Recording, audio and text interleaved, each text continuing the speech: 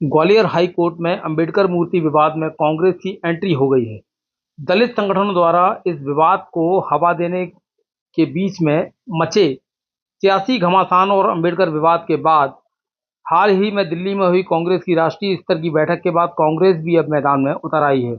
गौरतलब है कि ग्वालियर हाई कोर्ट में पिछले दिनों डॉक्टर भीमराव अंबेडकर की प्रतिमा विवाद सामने आया था, जिसके बाद हाईकोर्ट बार एसोसिएशन, प्रतिमा समर्थक वकीलों और भीमसेना समेत तमाम सारे जो दलित संगठन हैं उन्होंने काफ़ी हंगामा किया था। वहीं दूसरी ओर हाईकोर्ट बार एसोसिएशन ने प्रतिमा लगाने को लेकर अनुमति की बात कही थी।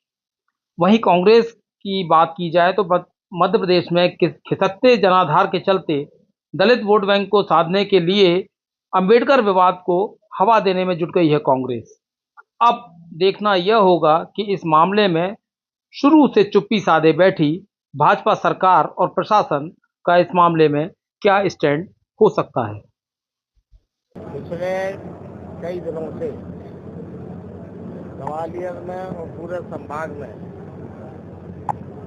माननीय भीमराव अम्बेडकर की प्रतिमा करते माननीय न्यायालय के मुख्य न्यायालय के आदेश से लगाने का निर्णय हो चुका था।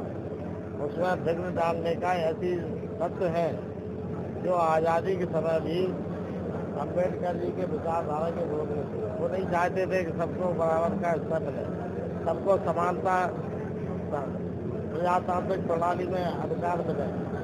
जो दलित थे, शोषित थे, गरीब थे, अशिक्षित थे, महिलाएं थी, उनको न्याय दिलाने के लिए माननीय बाबा साहब ने संविधान में अध्यक्ष के नाते लिखा, भारत के प्रथम प्रधानमंत्री रहे।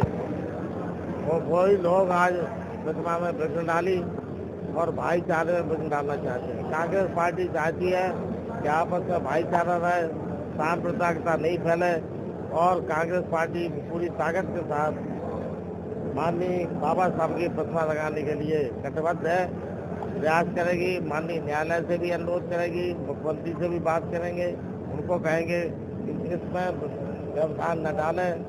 अम्बेडकर जी की प्रतिमा ग्वालियर उच्च न्यायालय में लगाने का आदेश दें और जब सर्वोच्च न्यायालय में बाबा साहब की प्रतिमा लगाई जा सकती है तो ग्वालियर में विरोध करने वाले लोग कौन हैं, इनकी भी जनता पहचान करे।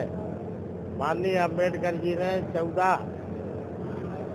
जनवरी 1951 को पार्लियामेंट में कहा था, राष्ट्रीय स्वयंसेवक संघ डेंजरस खतरनाक संघ एसोसिएशन संगठन है।